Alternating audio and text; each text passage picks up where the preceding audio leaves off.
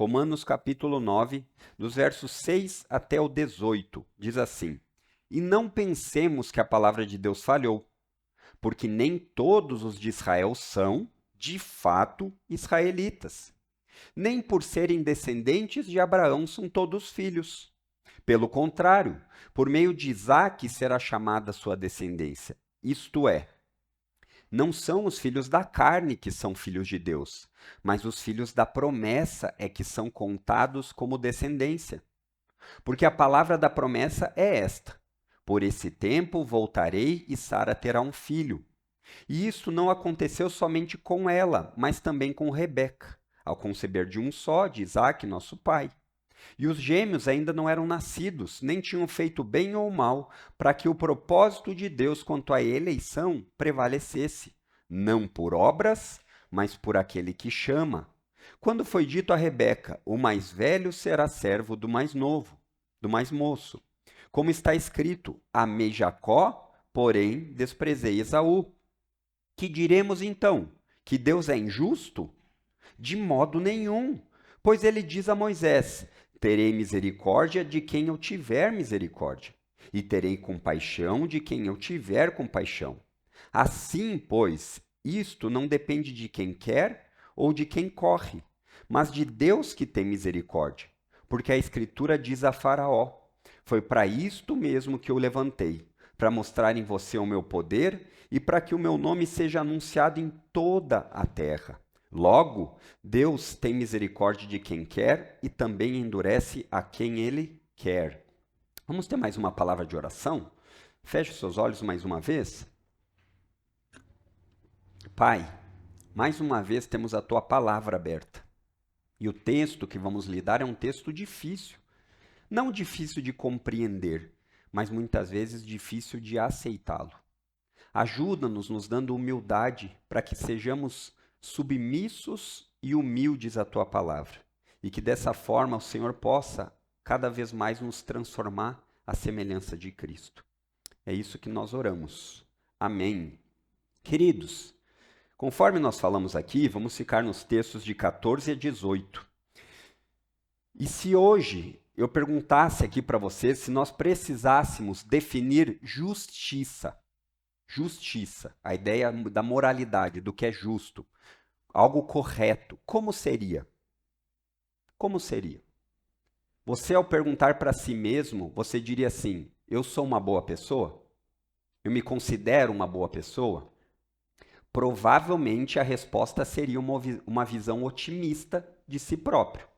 E essa talvez seja a maior barreira a respeito do ensino da salvação na Bíblia. Porque de um lado existe a ideia das pessoas que elas não precisam de salvação. Salvação do quê?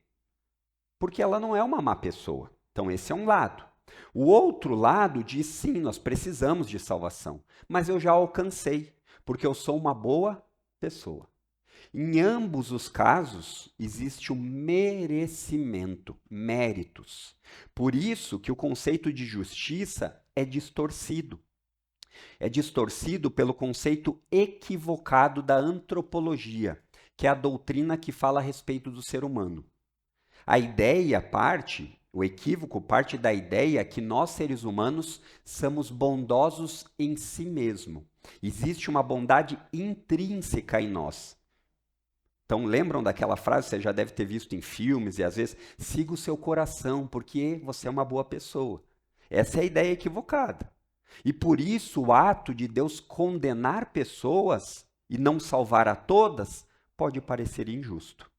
O problema que Paulo está lidando aqui nesse trecho, porque o povo de Israel, vocês devem lembrar, ele tinha uma visão equivocada sobre a salvação e a soberania de Deus. Conforme nós vimos, esse momento da história, o Israel nação, o Israel étnico, está perdido. Está perdido porque eles rejeitaram o Messias que haveria de vir e veio. E de maneira errônea, equivocada, eles acabavam entendendo que eles eram merecedores de salvação por serem Israel. Como se Deus fosse obrigado a salvá-los. E Paulo vai lidar aqui conosco nesses aspectos difíceis mais claros da soberania de Deus, mostrando para nós nesse texto, nessa passagem, como Deus age. E Deus age por meio da sua livre e soberana vontade. É importante, como basezinha aqui para esse texto, você entender o seguinte: Deus não deve nada a você. Não deve. Deus não deve nada a mim, a não ser uma condenação justificada, justa. Então, Paulo vai demonstrar isso aos seus leitores, que a demonstração de misericórdia e demonstração de justiça são os dois lados da mesma moeda para Deus. E é importante você entender isso. Nunca há injustiça em Deus. Até mesmo a condenação de Deus é um ato justo e merecido. E a glória de Deus é vista e manifesta na pena aplicada aos injustos. É como um juiz que precisa condenar para que ele mostre como ele é justo. E o meu objetivo aqui é que você, se você ainda não entendeu, que você entenda. Que você depende totalmente, não há 1 centímetro na sua vida que não dependa de Deus para ser salvo. Nós vamos fazer isso por meio de 3 pontos aqui. Em primeiro lugar, dos versos 14 a 16. A soberana escolha de Deus não se baseia em merecimento. A soberana escolha de Deus não se baseia em merecimento. Olhe comigo o verso 14 aí. Diz assim o verso 14. Que diremos então? Deus é injusto? De modo nenhum.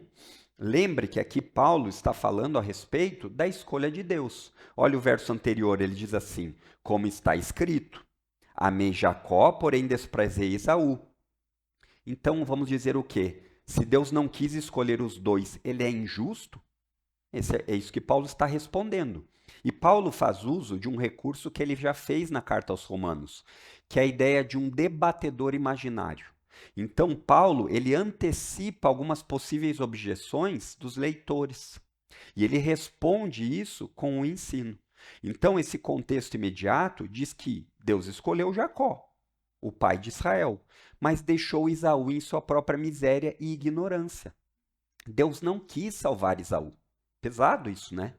Que a gente vive num tempo em que quem decide isso é o homem. Então, você é cada vez mais incentivado a pensar que você é dono da sua própria vida em todos os aspectos. Você poderia até pensar que você é um semideus, né? Eu sou um pequeno Deus que eu tomo conta das coisas. E Paulo faz isso para demonstrar a Israel que Deus não falhou e nem esqueceu das promessas, porque todo descendente de Israel físico não é um verdadeiro israelita. Lembram? E Paulo demonstra isso dizendo que ele fez isso escolhendo um e não outro. Então a pergunta deles é: existe injustiça nisso? O pensamento talvez deles fosse esse. A injustiça tem a ideia de algo que é moralmente errado. E o pensamento das pessoas a respeito dessa doutrina, do ensino que a Bíblia dá de uma eleição incondicional, ou em outras palavras, uma eleição que Deus não faz por merecimentos, mas por sua vontade, é de que isso é injusto. Talvez seja o seu pensamento. Já foi o meu, por um bom período de tempo, até conhecer a Bíblia. Então, parece, talvez você aqui seja alguém que se compadece do pensamento do judeu. Parece que a preferência de Deus em fazer uma escolha entre um e outro não parece errada. Não parece uma escolha arbitrária? Olha, por que Deus não escolheu os dois? Paulo responde aqui. Ele diz assim: Deus é injusto? Ele diz: de modo nenhum. Essa expressão de modo nenhum, que na tradução do grego é megenoito, é uma expressão de que você falaria para alguém assim: isso é completamente uma loucura pensar assim. Sabe? É algo que não deve nem passar na sua cabeça. Esse é um daqueles momentos que você e eu vamos ter que escolher. Ficamos com a Bíblia ou com o nosso sentimento? Porque não é fácil de ler essas coisas, né? Então, Paulo continua explicando isso no verso 15. Ele diz assim, como se não fosse suficiente dizer, olha, esse pensamento não deve nem passar pela cabeça de vocês. Mas eu vou explicar mais. Pois ele diz a Moisés, terei misericórdia de quem eu tiver. Verso 15. Pois eu terei misericórdia de quem eu tiver misericórdia, e terei compaixão de quem eu tiver compaixão. Viu a resposta de Deus? Por meio do apóstolo Paulo, aqui ele vai ampliar essa resposta sobre Deus ser soberano, escolher e não haver injustiça. E ele vai fazer isso mostrando um acontecimento que já teve na história. E para a nação de Israel que valoriza momentos históricos, ele vai lembrar um momento histórico que aconteceu para a nação de Israel, que foi um divisor de águas. E isso está lá em Êxodo 33:19. O livro de Êxodo, escrito por Moisés, ele tem o pano de fundo de Israel escravo no Egito, certo? E aí ele mostra como isso se desdobrou, Deus libertou Israel com milagres, com mão poderosa. Porém, o povo saiu do Egito e continuava com o coração duro, um coração endurecido, um coração rebelde, um coração obstinado. Um coração duro é um coração que escuta, mas ele não se rende. Ele escuta, mas ele não obedece. Então, Deus disse: eu não vou levar esse povo para Moisés. Vou mandar meu anjo ir com vocês à frente. Porém, Moisés implora, diz: Senhor, vai conosco, porque é a sua presença que distingue nós dos outros povos. Deus se agrada da oração de Moisés, ele escuta a oração, mas ele quer deixar claro o motivo pelo qual ele vai ir. Não é Moisés que, porque você orou, você mudou a minha maneira de pensar e agora você pode me controlar. Não, ele diz: eu não estou obrigado a nada. Eu vou fazer pela minha vontade. E por isso Paulo foca no que Deus disse. Deus disse a Moisés isso: terei misericórdia de quem eu tiver misericórdia, e terei compaixão de quem eu tiver compaixão. Ao citar esse texto aqui, que Paulo cita de Moisés, ele quer mostrar como Deus é livre, como Deus não está algemado por pensamentos, não está algemado pelo merecimento das pessoas, não existe nenhum tipo de encontro de oração que nós vamos fazer aqui para obrigar a Deus a alguma coisa. Isso é importante que a gente entenda. E Deus fala a respeito disso nesse texto. Ele diz que ele vai mostrar misericórdia e vai ter compaixão de quem ele quiser. Misericórdia é não dar a alguém o que ela merece. Isso é misericórdia. É não dar a alguém o que ela merece. E compaixão é dar o que ela não merece. Então você percebe que quando Deus faz isso, salvando pecadores, ele não se baseia em merecimento, porque não há merecimento, mas ele se baseia em misericórdia. Ele não dá o que merece, que é condenação e justiça, e de maneira compassiva, com compaixão, ele salva.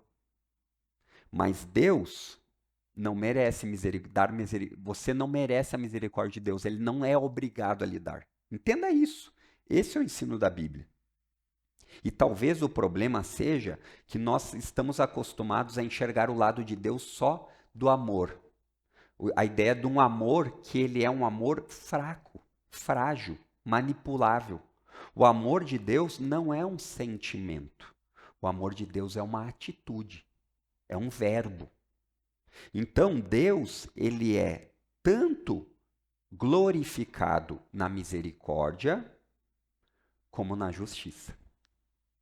E isso é importante. Os critérios que Deus faz isso na sua escolha, por que ele escolheu Jacó e não Esaú? Nós não sabemos. Você queria uma resposta? A Bíblia não dá. Mas ela diz que faz parte da vontade secreta de Deus. Lembram que nós falamos no culto passado? Existe uma verdade secreta, que é como Deus opera no mundo e nem sempre nós sabemos os mínimos detalhes. E existe a verdade revelada, que é a Bíblia. Por isso que nós devemos entender que o conceito aqui, o problema quando a pessoa acha que há injustiça em Deus, é porque nós temos um conceito muito elevado de nós e às vezes muito baixo dos outros ao nosso redor. Não é assim? Eu não mereço o inferno, mas fulano merece, porque eu sei o que que ele tem feito. Então Deus não deve nada nem a você, nem a mim, nem a ninguém. Já você e eu merecemos a justa retribuição da justiça por cada desonra a Deus, por cada vez que você não obedeceu a Deus, por cada vez que você pensou sobre Deus de uma maneira vã. Ah, Deus quer saber? Por cada vez que você pecou contra Deus. Parou pensar nisso? Essa é a realidade. O simples fato de milhões de ateus, milhões de incrédulos e inimigos de Deus não estarem mortos, mas ainda continuarem respirando, é um ato da misericórdia de Deus. É um ato da misericórdia de Deus. Se a sua salvação dependesse de você, você seria incapaz de alcançá-la. Já parou para pensar nisso? Talvez você vá dizer assim, eu não concordo, pastor. Então deixa eu lhe dar uma base. Se aqui nós estivéssemos no tribunal e o critério de tribunal fosse a lei de Deus, que de fato é. E aí, nesse tribunal, o juiz perguntasse: você já adorou outros deuses que não a mim? Ah, não sei se conta meu iPhone. Conta. Você já mentiu alguma vez?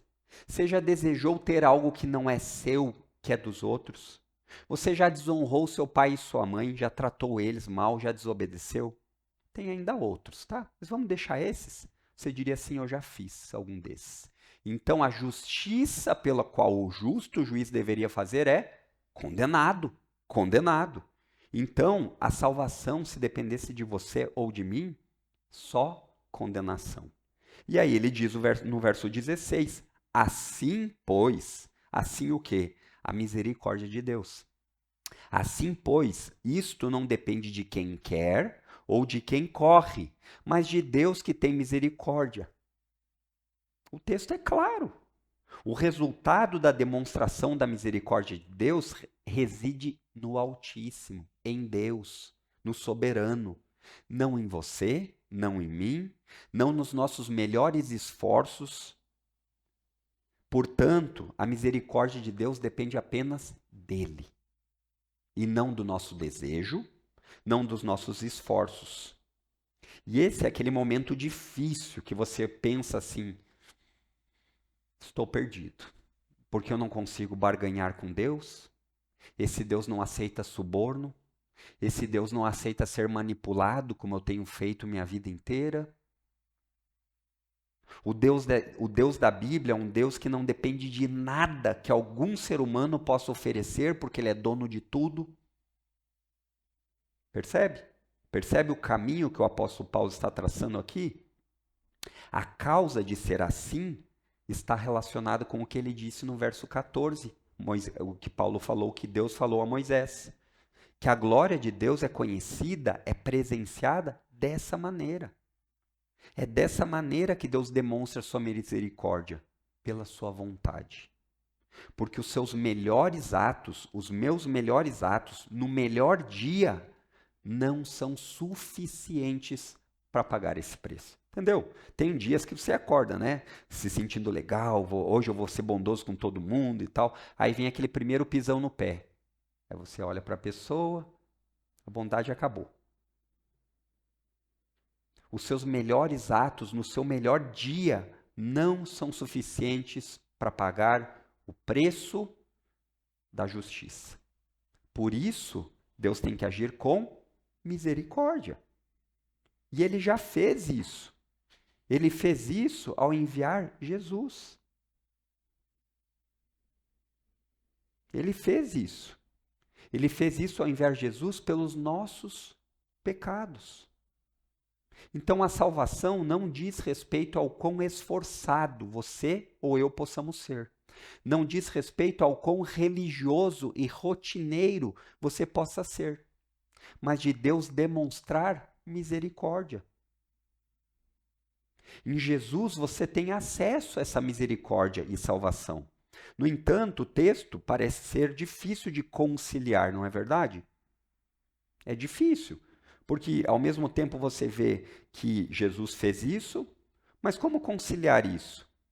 Porque o texto está dizendo que não adianta eu ir, não adianta eu querer, não adianta eu correr. Será que diz que não adianta nem eu me arrepender? É isso que o texto diz? Ele diz assim no verso 16: assim não depende de quem quer ou de quem corre, mas de Deus que tem misericórdia. É difícil de conciliar, né? Cá entre nós. Só que lembrem do contexto. Paulo está lidando com possíveis objeções a respeito de quem Israel é.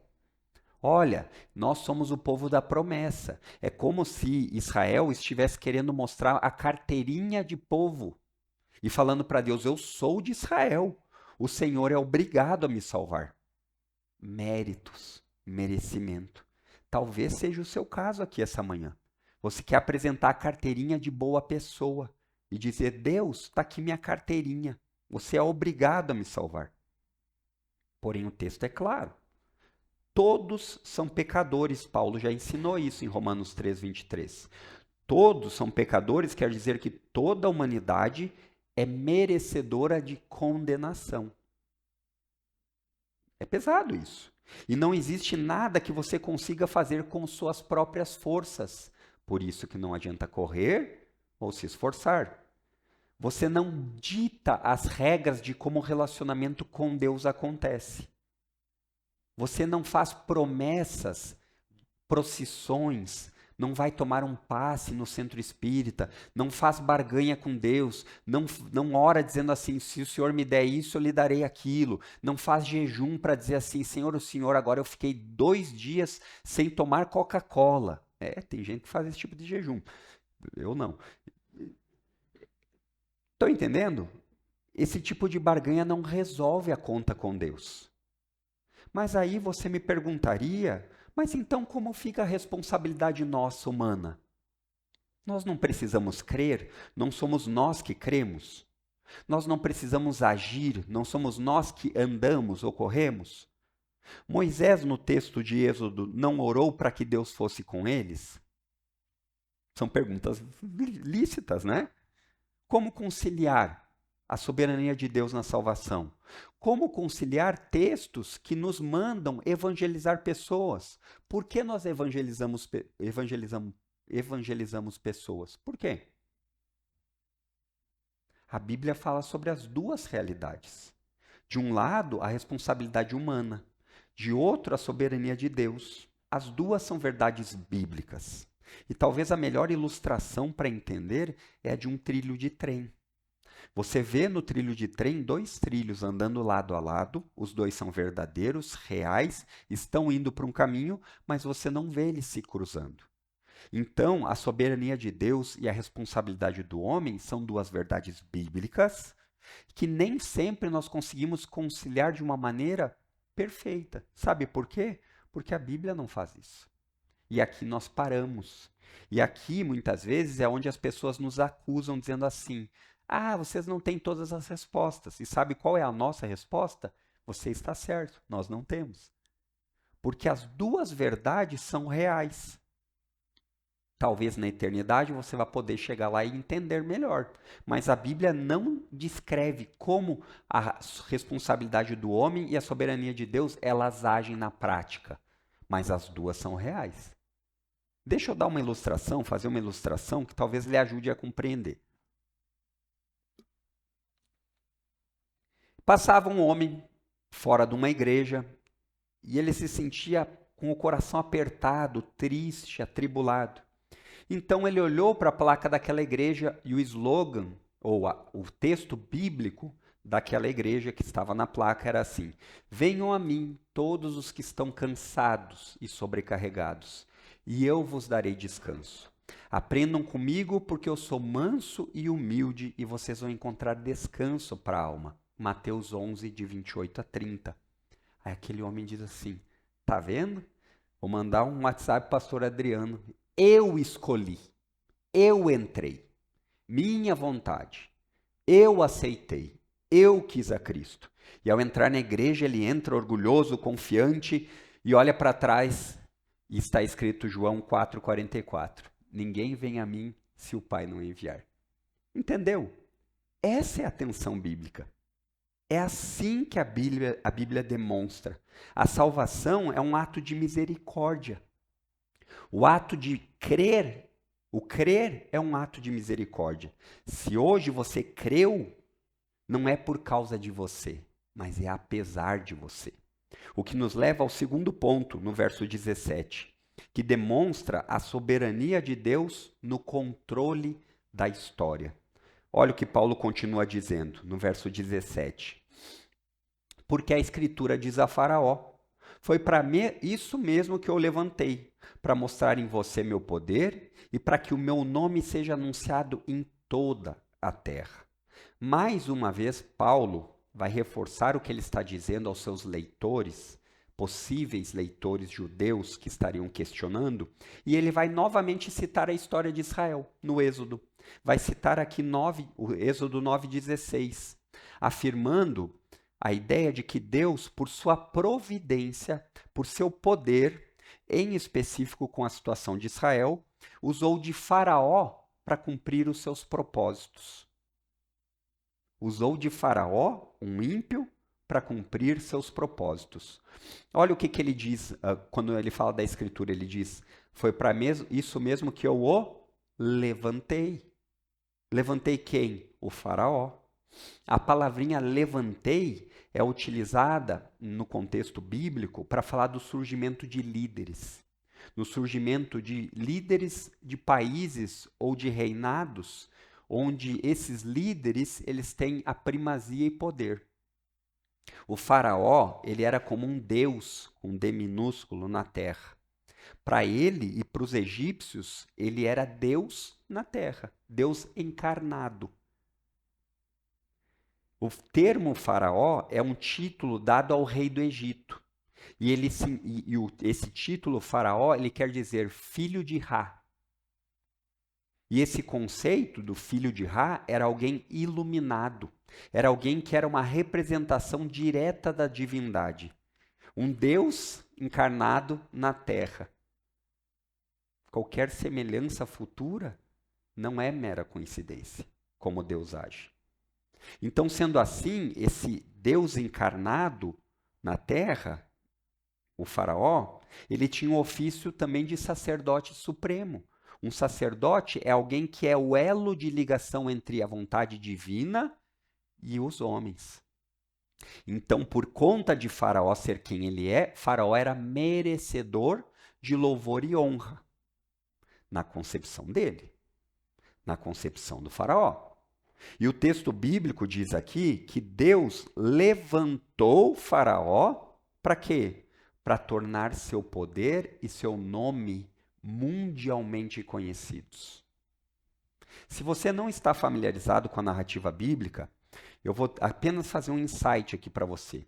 Lá em Êxodo capítulo 5, verso 2, Moisés vai a Faraó como representante de Deus e fala: olha, o Senhor mandou você deixar o povo ir para prestar culto. Sabe qual foi a resposta do Faraó? Quem é Senhor?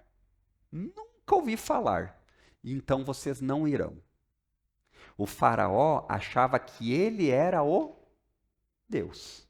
O Faraó é, assim como muitos governantes dos nossos dias, alguém que acha que é a causa última do seu poder, que acha que está ali e a força que ele tem é capaz de mudar todas as coisas. Isso acontece. Eles acham que a autoridade provém deles mesmos, e uma vez que a sua autoridade vem deles mesmos, eles determinam o que eles querem fazer com a população, com as coisas. E que mesmo diante de qualquer situação, ele não deve prestar contas a ninguém. Porém, Paulo diz que não é assim. Nós conseguimos enxergar por trás os bastidores da história no presente.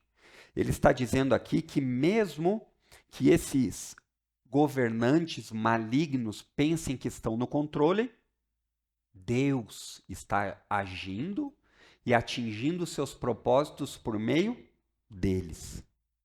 Interessante isso, né? Você já tinha se deparado com isso? Mas é um relato único. Isso daí não parece estar bem explicado. Não é um relato único. A Bíblia, ela apresenta isso várias vezes na história, Deus agindo na história. vários relatos, que é o que nós chamamos em teologia de decretos de Deus. Algo que nós vamos ver melhor no capítulo 13 de Romanos. Então,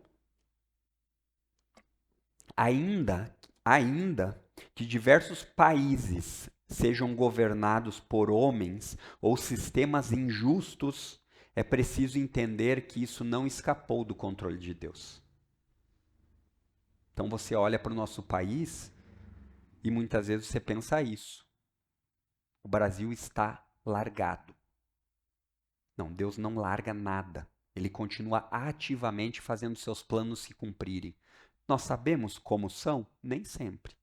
Mas muitas vezes na história, países que emergem em situações difíceis podem ser demonstração de juízo de Deus, de um povo que se afasta dele, de um povo que não quer se submeter a ele. E é de surpreender no país como o nosso, onde milhões de pessoas se consideram cristãs, o país estar do jeito que está. Das duas, uma. Ou não são cristãos, ou Deus falhou. Assim como Israel achava. Eu acho que a primeira opção é mais próxima. Então, nós não temos só esse relato na história, mas nós vemos que Deus fez isso por meio de Nabucodonosor, Jeremias 27. Deus fez isso por meio de Ciro, governantes de países ímpios. Isaías 42. Nós vemos isso no relato de Pilatos em João 19, versos 10 e 11. E aqui mais especificamente com o faraó. Constantemente o faraó não reconhecia Deus. E talvez a pergunta que você faça, que é uma pergunta válida, é: mas Deus não é todo poderoso? Ele não podia estralar os dedos e mudar a situação? Poderia. Mas você percebe que Deus fez com que a sua glória fosse manifesta por toda a terra, de uma maneira que Deus ia progressivamente demonstrando a Faraó que ele não é Deus. Progressivamente Deus foi mostrando o seu poder para deixar claro que não há outro Deus. Progressivamente Deus foi enviando as pragas que foram dolorosamente literais e atingiam a cada aspecto da falsa religião dos egípcios. Por que isso? Porque o texto diz, verso 17, foi para isso que eu levantei, para mostrar em você o meu poder e para que o meu nome seja anunciado em toda a terra. Faraó era o Deus encarnado. Todos se submetiam a Faraó. E agora Deus demonstra que esse Faraó é falso, que não há outro Deus além de Yahvé. E Paulo demonstra exatamente isso. Então, é verdade que hoje, na sua vida, assim como na minha, existem muitas coisas que nós não temos todos os detalhes. Você não tem a resposta, muitas vezes, para tudo. Você não tem, muitas vezes, a resposta por que você está sofrendo, por que você está doente, por que você está com problemas dos mais diversos. Alguns têm resposta, né? Muitas vezes os problemas financeiros nós nos enfiamos. Mas mesmo assim, quando nós não nos enfiamos, como é? Qual é a resposta? A resposta é: mesmo quando você não vê, Deus está no controle. Tudo o que acontece está debaixo da sua soberana vontade de tal forma que a glória dele será manifesta, seja pela demonstração da misericórdia ou da justiça. Para Paulo, para a Bíblia, Deus é único. A dificuldade que talvez você encontre, que é a dificuldade da humanidade, é porque é desenvolvido caricatura sobre Deus. Então, os termos que as pessoas querem se relacionar com Deus partem dos seus próprios corações e mentes. Então, eles imaginam um Deus que não é o Deus da Bíblia. Então, eles criam formas de se comunicar com esse Deus, chamando ele de bom velhinho, o cara lá de cima. A minha infância, eu me lembro, tinha até uma música. tudo que eu quiser, o cara lá de cima vai me dar. Não vou contar quem era para vocês não verem minha idade, né? Qual era a concepção disso? Equivocada. De um Deus que está lá em cima dizendo assim: ai, Adriano, por favor. Não é esse Deus da Bíblia. Esse é o Deus que você conhece? O Deus que Paulo apresenta é o Deus que você conhece? Um Deus que não pode ser manipulado, um Deus que não é corrompido pelo pecado, um Deus que não muda conforme o tempo passa, um Deus que não sofre oposição em sua soberania. Agindo Deus, quem o impedirá? Isaías 43:13. Ninguém. Ele é um Deus que está ativamente no controle de todas as coisas. O Deus de Paulo, o Deus da Bíblia, o meu Deus, é um Deus que intervém na história. É um Deus que age no meio da história. E ele faz tudo isso para a sua glória e para o bem do seu povo. Esse é o objetivo de Deus. Para a sua glória e para o bem do seu povo. O que nos leva ao terceiro ponto. Mas deixa eu falar um pouquinho a respeito quando a gente fala disso. Normalmente os incrédulos, pessoas que não creem, ateus, podem até ter algum tipo de religião também, eles têm um problema com isso. Quando falam que Deus faz tudo para a sua glória. Porque o que vem na cabeça deles é que é um Deus que precisa se autopromover. Não é essa a ideia? Um Deus que faz tudo para o louvor da sua glória é um Deus que não é digno de ser seguido, é o pensamento deles. Um Deus que exige que você só dê lealdade e afeição a Ele, que quer ser reconhecido como único, ele é um Deus egocêntrico. É um Deus que parece muito mais uma mulher que quer elogios. Esse é o pensamento das pessoas, dos ateus. É um Deus que é um egomaníaco e tem um ego tão grande que manda você amar mais a Ele do que você ama seus pais e seus filhos. Ou então, é um pensamento que as pessoas podem ter de que somente tiranos orgulhosos são assim. Tiranos orgulhosos anseiam por bajulação. Esse é o pensamento de muitas pessoas. E talvez você até olhando isso diga assim, parece real. Só que não é o Deus da Bíblia. O Deus da Bíblia é a fonte de toda alegria. É o maior tesouro que alguém pode ter. Então, conhecer a Ele e experimentar dele é a melhor coisa que você pode ter na sua vida, seja agora ou por toda a eternidade. O dom mais satisfatório que alguém pode dar a alguém é ser salvo e conseguir ter uma comunhão com Deus. Então, quando Deus fala isso, de se autoexaltar, Ele nos convida a experimentar dessa satisfação plena, que não pode ser experimentada em nenhum outro lugar. É verdade que nós fazemos isso, nós criamos deuses. Muitas vezes os deuses vão ser as drogas. Nós criamos esses deuses e nos satisfazemos com a próxima porção da droga.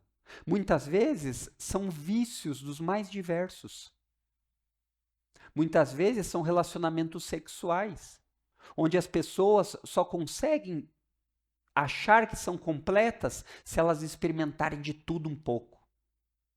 Ou então, com dinheiro. As pessoas elas querem mais dinheiro e mais dinheiro porque elas acreditam que isso vai satisfazer o mais profundo da sua alma. Mas se você, assim como eu, já caminhou em algum desses falsos deuses, você percebeu que ele nunca lhe satisfez. E nunca satisfará. Porque apenas o Deus único, soberano, é a fonte da alegria. E é isso que Ele quer dar para nós. Esse trecho desse pensamento foi tirado de um livro de John Piper chamado Surpreendidos por Deus, onde ele faz essas respostas a artistas famosos que disseram essas coisas. Que eles deixaram de seguir a Deus por causa disso. Olha, se Deus é isso, é aquilo. Não. Esse Deus, ele está disposto a lhe dar a misericórdia de participar da maior alegria que é a comunhão com Ele. Então, o que nos leva ao terceiro ponto, do verso 18. A soberania de Deus é livre de qualquer influência. Então, Paulo continua dizendo assim: logo, Deus tem misericórdia de quem quer e também endurece a quem Ele quer. Aqui, Paulo repete o que ele havia dito, que Moisés escutou de Deus, mas ele coloca também um critério um pouco mais avançado, mais difícil, porque ele não trata só com misericórdia. Ele fala aqui de um aspecto de endurecimento. Já escutou falar disso? O resultado que Paulo está tratando é: israelitas, meus irmãos segundo a carne, não há méritos diante de Deus por sermos judeus. Não há ninguém que possa atribuir a si mesmo justiça. Não há ninguém que possa se salvar. O ato da salvação é um ato livre de Deus. Logo, Deus tem misericórdia de quem quer. O texto de Êxodo citado fala de Moisés e de Faraó. Talvez você, ao ler o texto, você diga assim: pega o faraó, pega o faraó, pega o faraó. Né? Às vezes eu vejo os filmes e fico pensando, tomara que se dê mal, tomara que se dê mal. Porque nós temos um senso de justiça em nós. Só que o problema é que nossa justiça muitas vezes é desequilibrada com a Bíblia. Ambos eram merecedores por natureza de condenação. Moisés e Faraó. Ambos eram indesculpáveis diante de Deus. Ambos. Parou para pensar nisso? Moisés não tinha nada a oferecer que Deus olhou e disse assim: olha, Moisés, que... Não, nós recém passamos por isso falando de Jacó e Esaú, que eles não eram nem nascidos, eles não tinham feito nada de bom nem de mal, para que você pudesse dizer assim: olha, Jacó era um rapaz mais bonitinho, mais obediente. Não! Por isso que a misericórdia é necessária. Ambos eram necessários, eram por natureza condenáveis. Ambos. E Paulo aqui, ao fazer isso, ele vai afirmar que a salvação de Deus é monegística. Deus somente. Você não coopera na salvação. Você não faz nada que você, a não ser estragar as coisas. Você não é capaz de se salvar. Mas essa capacidade não é uma capacidade física. Você é incapaz de ir até a igreja. Você não é incapaz. Mas o seu coração é incapaz de se autorregenerar. Você precisa de Deus. Eu preciso de Deus. Todos somos pecadores, merecedores de condenação. Então a misericórdia recebida é um presente imerecido. Quando você entende que você não merece nada, você começa a viver a sua vida contente com o pouco que você tem, porque é graça. Já parou para pensar nisso? A causa, muitas vezes, de nós não andarmos contentes com as nossas vidas é porque nós achamos que somos merecedores de muito mais. Mas quando você entende que você não merece nada de Deus a não ser condenação, tudo se torna motivo de gratidão. Então, Paulo, ao afirmar isso, ele vai dizer que você não consegue se salvar. Você pode, aqui essa manhã, até não concordar comigo. Você pode até essa manhã ter dificuldades de compreender isso. Mas você não vai poder sair daqui essa manhã dizendo que isso não é bíblico. E Paulo destaca aqui 2 tipos de pessoa. Ele diz que existe um tipo de pessoa que Deus demonstra misericórdia e um outro tipo de pessoa que Deus demonstra endurecimento. Então vamos tentar aqui definir, separar os dois para organizar os nossos pensamentos. Então, seguindo do texto aqui do verso 18. Logo, Deus tem misericórdia de quem quer. O que é a misericórdia? Você já deve estar apto para responder. Misericórdia é o ato de Deus não dar aquilo que todos os seres humanos merecem. que é o quê? Condenação. Ah, mas vocês falam sobre pecado, condenação, pecado, condenação. Queridos, pregação expositiva sequencial tem esse problema. Esses textos ruins de pregar, a gente não pode fugir. Eles estão ali. Vocês acham que é gostoso ficar falando para as pessoas que elas estão condenadas de ir para o inferno? Vocês acham que há alegria no meu coração nisso? Não há. Mas a Bíblia manda fazer. Então, a misericórdia é o ato de Deus não dar aquilo que todos merecem. E como é demonstrada a misericórdia de Deus? Você também deve estar apto a responder. A misericórdia de Deus, a expressão mais alta da misericórdia de Deus é em Cristo. É quando ele faz isso, mandando o seu filho, o próprio filho, o verdadeiro rei encarnado, que andou entre os homens, Deus encarnado que andou entre os homens, para dar aos pecadores aquilo que eles não merecem, que é salvação. O pão da vida desceu do céu para alimentar mendigos famintos. João 6,35. Então, quando Deus salva, é apesar deles, não por causa deles.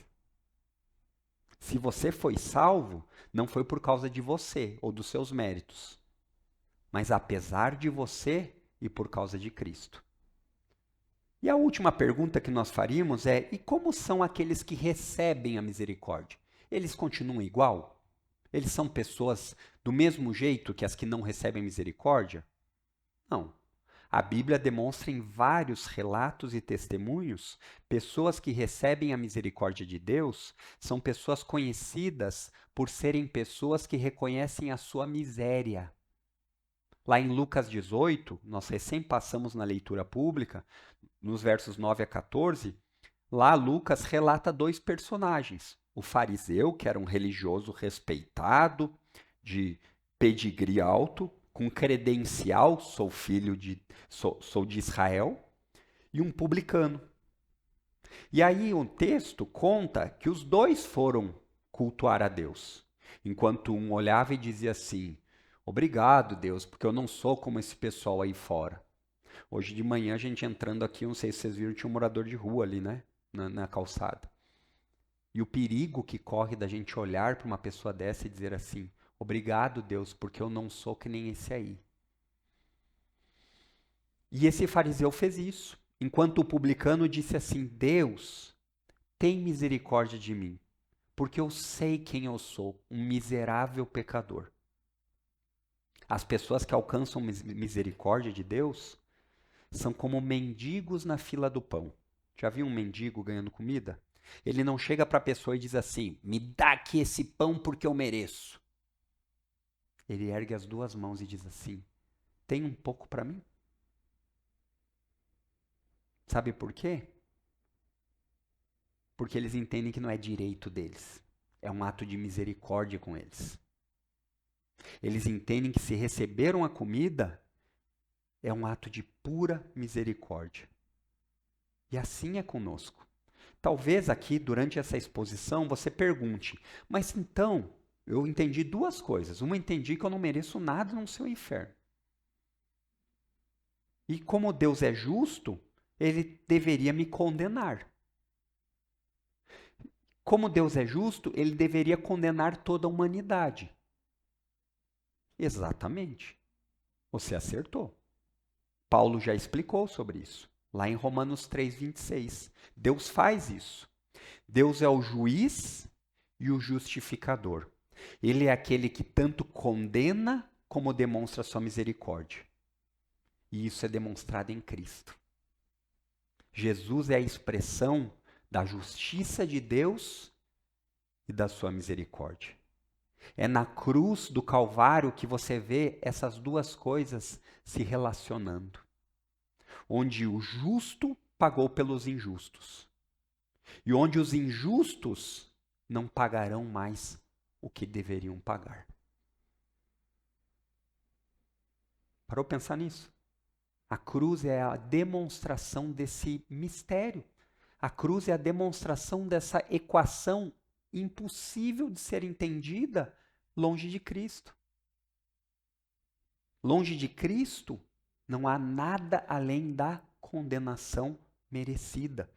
Não há nada que não seja um castigo merecido. E eu tenho receio, queridos, ou melhor, tenho a convicção que quantas pessoas têm caminhado achando que estão caminhando num caminho de paz.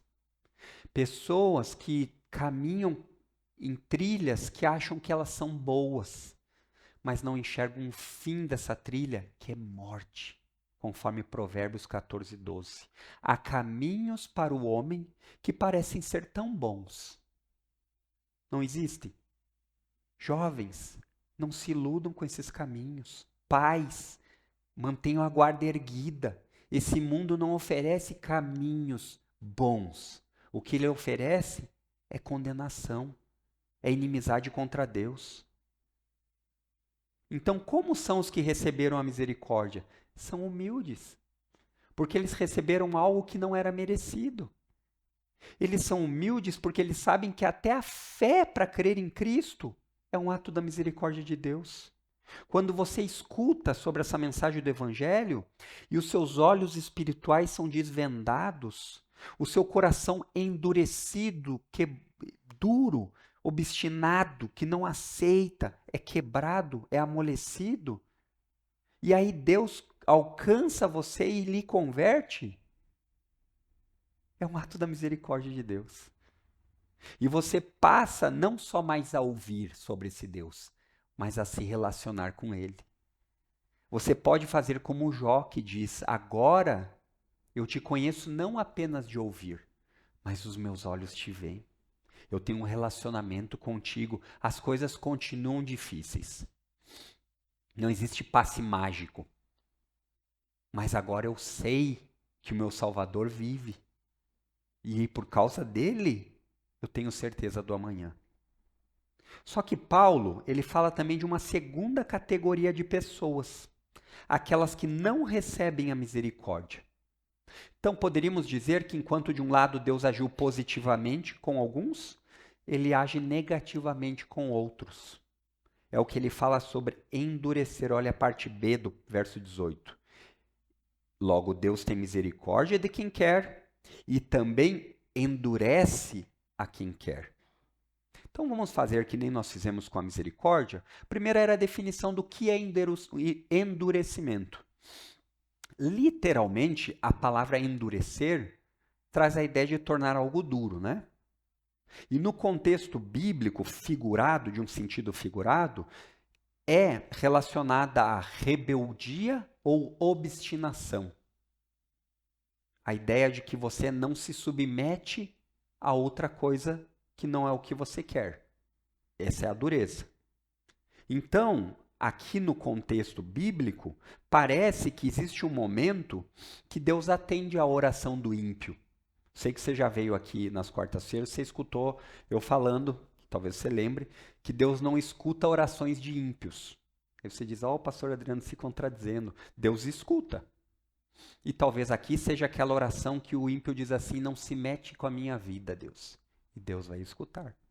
Ele vai dar exatamente o que ele está pedindo. E o relato bíblico aqui é o relato de Faraó. Lembram? Esse é o pano de fundo que Paulo está trazendo. E o relato bíblico sobre Faraó fala sobre as duas coisas: responsabilidade humana e soberania de Deus. Você vai ver pelo menos umas 10 vezes em Êxodo 4, 21, Êxodo 7, sobre Deus endurecendo o coração do Faraó. Deus fazia isso e o Faraó não os deixava ir. E muitas outras vezes você vai ver Faraó endurecendo o seu próprio coração. E o que nós perguntamos, como conciliamos isso? Como biblicamente nós conciliamos esse endurecimento? Você não vai ver nem aqui, nem em nenhum lugar da Bíblia, Deus endurecendo um coração que já não está endurecido. Porque o coração, por natureza, é duro e obstinado. Então você vai ver isso em Êxodo 7, 14, 8, você vai ver 19, 9, Vários textos. Então, o ato de endurecer, que Paulo está tratando, é um juízo de Deus, que Deus abandona aquela pessoa à sua própria obstinação, conforme Êxodo 4:21. E Paulo já falou sobre isso, sobre esse endurecimento. Se você está com a sua Bíblia aberta aí, volte lá para o capítulo 1 de Romanos.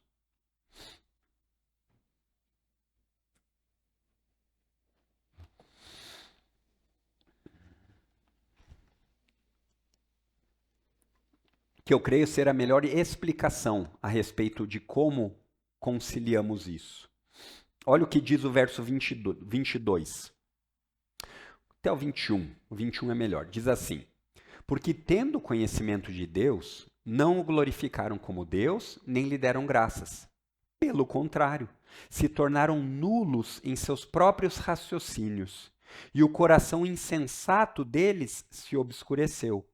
Dizendo que eram sábios, se tornaram tolos, e trocaram a glória de Deus incorruptível por imagens semelhantes ao ser humano corruptível, aves, quadrúpedes e aos répteis.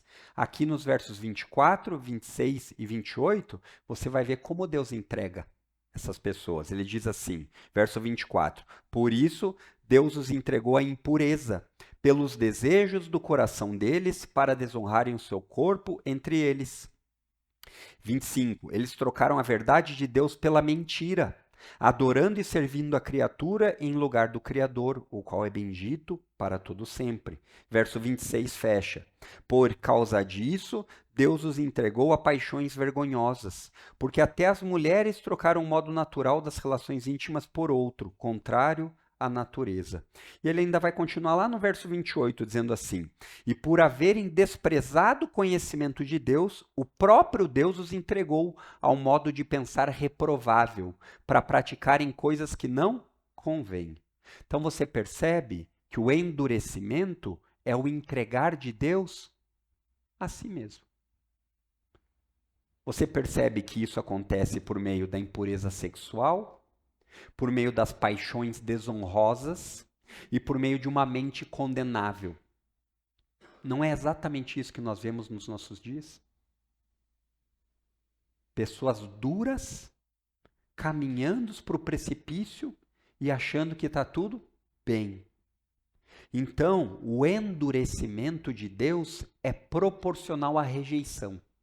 Quanto mais uma pessoa o rejeita, mais endurecido ela se torna. Até o ponto dela experimentar de tal forma esse endurecimento que Deus deixa ela a si própria. Já é uma forma de condenação de Deus no presente. Já parou a pensar isso? A ideia é que quando os freios que Deus segura da humanidade, de depravação total, porque a humanidade não é tão depravada quanto pode ser, eles vão sendo soltos. E aí essas pessoas, elas não têm mais vergonha, elas não têm preocupação, elas não têm nenhum temor de dizer quem é Deus, quem é o Senhor. E o pecado é visto nessas três áreas.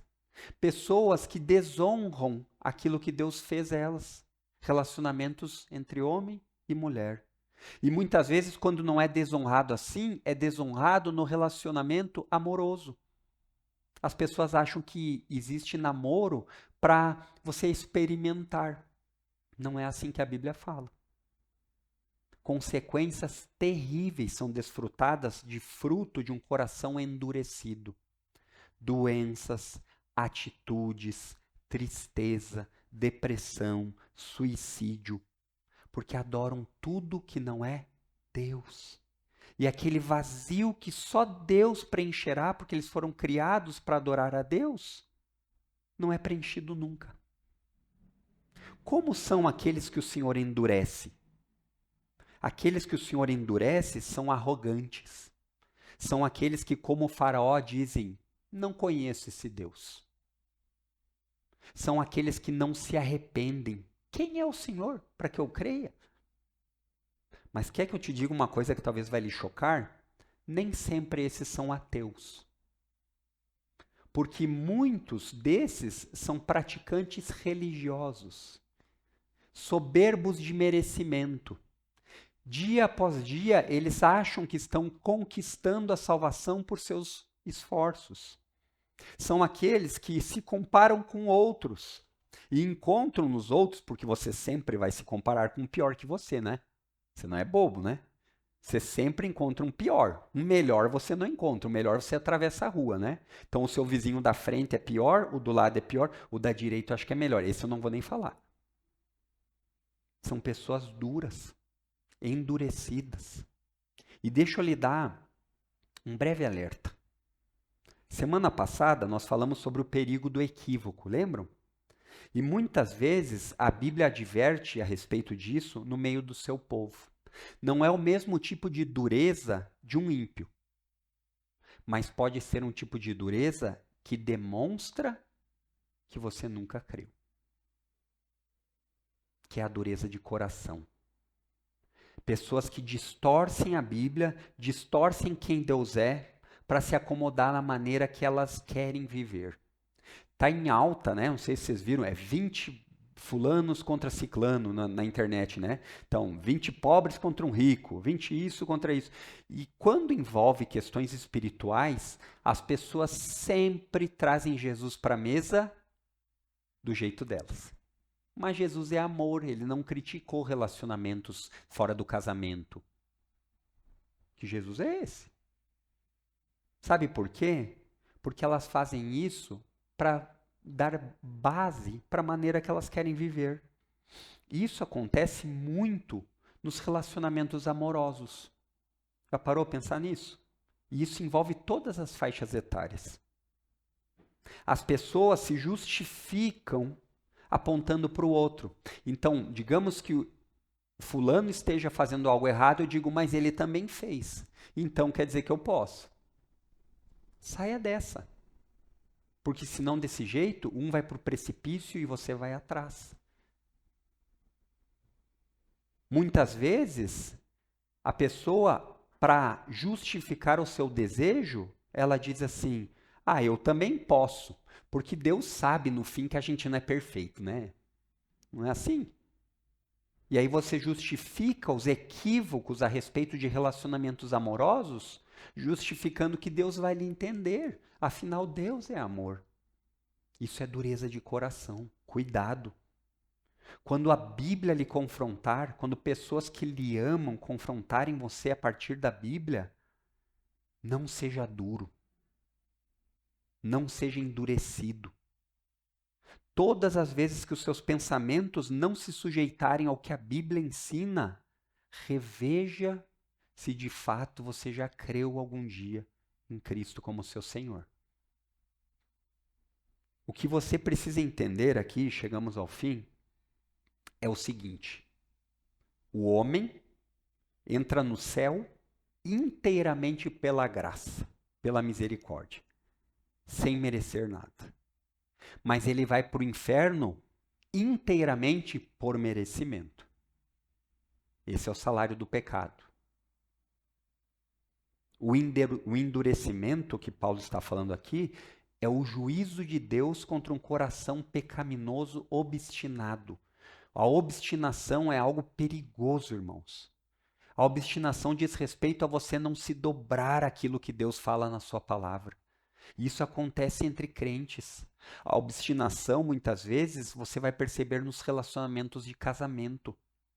Marido e mulher que não se colocam ambos debaixo da Bíblia. Mas aí trazem conceitos equivocados sobre o que é um relacionamento, e quando isso não acontece, ficam emburrados, brigam um com o outro, mas nada de Bíblia. Isso acontece nas nossas diversões, corações obstinados, que precisam copiar o lazer dos ímpios.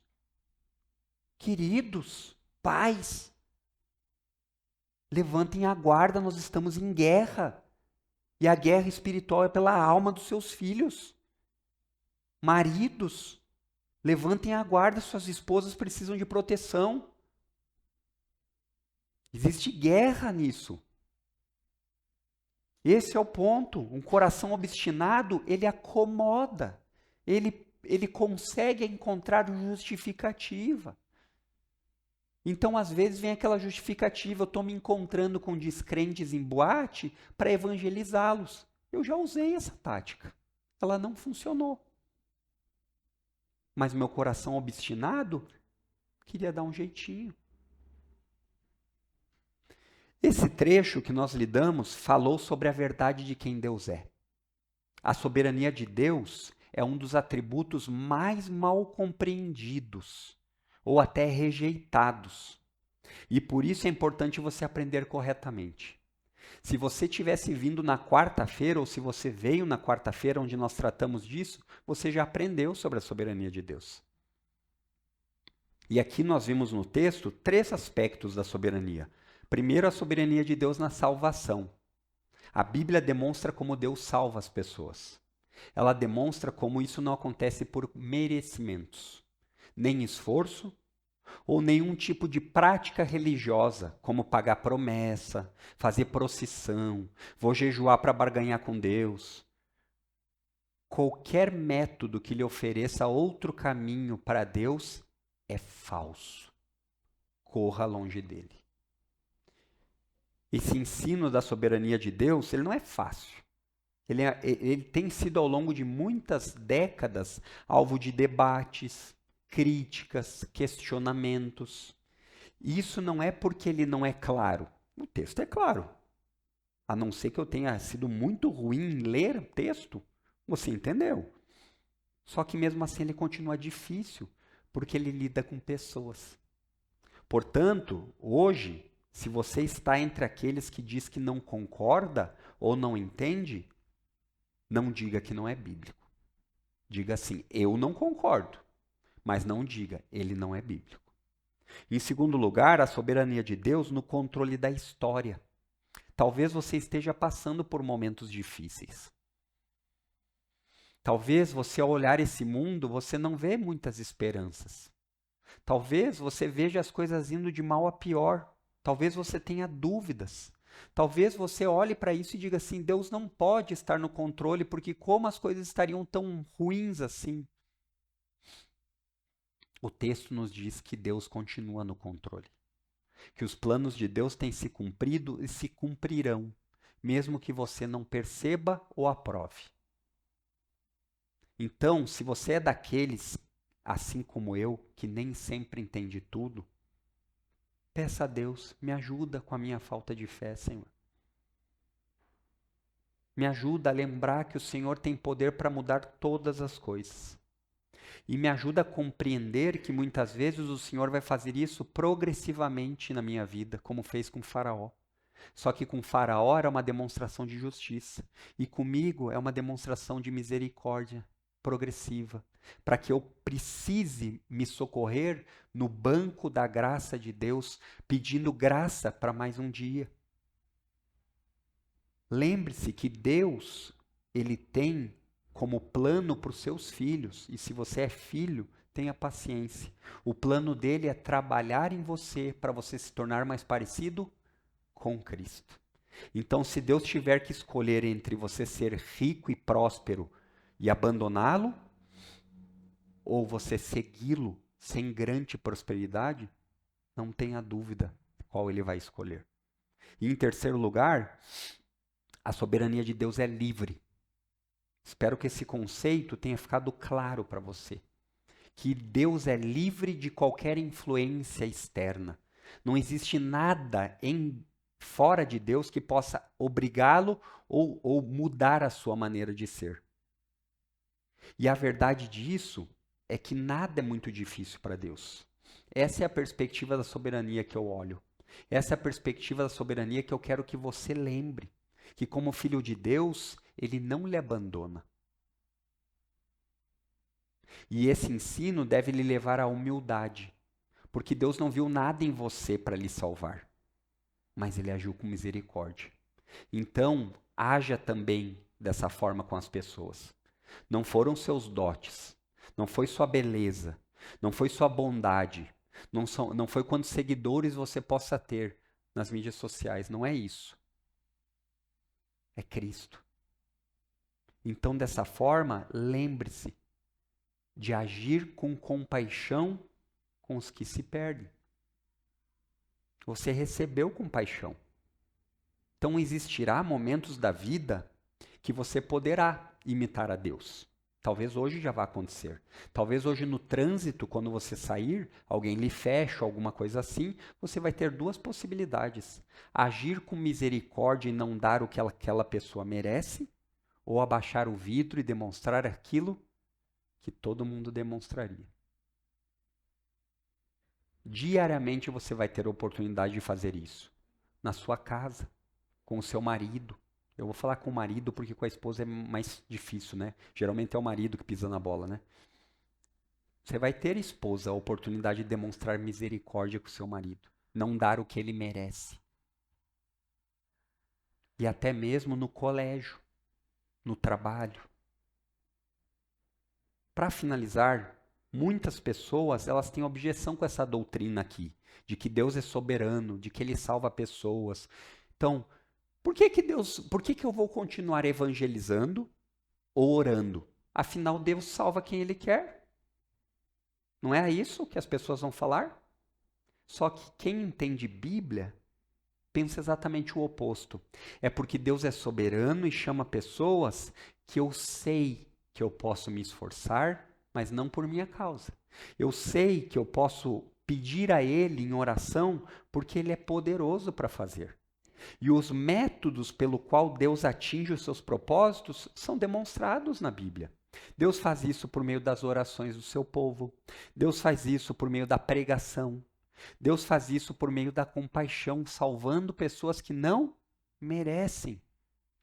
Salvando pessoas que ouvem sobre a salvação em Jesus e creem. Então, meus irmãos, se hoje você está aqui, você é alvo dessa misericórdia. Não endureça seu coração. Não seja duro como Faraó, mas creia. Porque Deus está lhe estendendo sua graça. Ele está lhe oferecendo uma salvação que nem todo o dinheiro do mundo, nem toda influência, nem todo o poder do mundo podem lhe dar. Isso diz respeito à vida eterna. E para você que já creu, mas você está num momento de desânimo, quando você pensa nas situações da vida, são situações difíceis, ou você pensa nos seus familiares e vê que seus familiares estão longe de Jesus, não desanime. Não desanime. Enquanto há vida, há esperança. Porque a nossa esperança não é um mero sentimento, mas é uma pessoa. E ela é Jesus Cristo. Então, lembre-se que muitas vezes o tempo que você quer que as coisas aconteçam não é o tempo de Deus. Então tenha paciência e não desanime. Vamos orar, queridos? Pai, mais uma vez a tua palavra foi aberta, exposta, e tantos desafios encontramos, não com o texto, mas por conta muitas vezes do nosso coração, que não quer se submeter à tua palavra. Quebranta todos os corações aqui essa manhã. Traz salvação a esse lugar. Que cada um de nós possa encontrar em Cristo a verdadeira alegria. Nos ajuda a termos métodos, hábitos, rotinas, sim, espirituais, mas sabendo que tudo isso é por conta da tua misericórdia e não de nós mesmos. Ajuda-nos a sermos luz nesse mundo em trevas e afasta de nós todo o desejo de imitar o padrão daqueles que não te amam, para que dessa forma o Senhor seja mais glorificado ainda por nossas vidas. Esse é o nosso desejo e oração. Amém.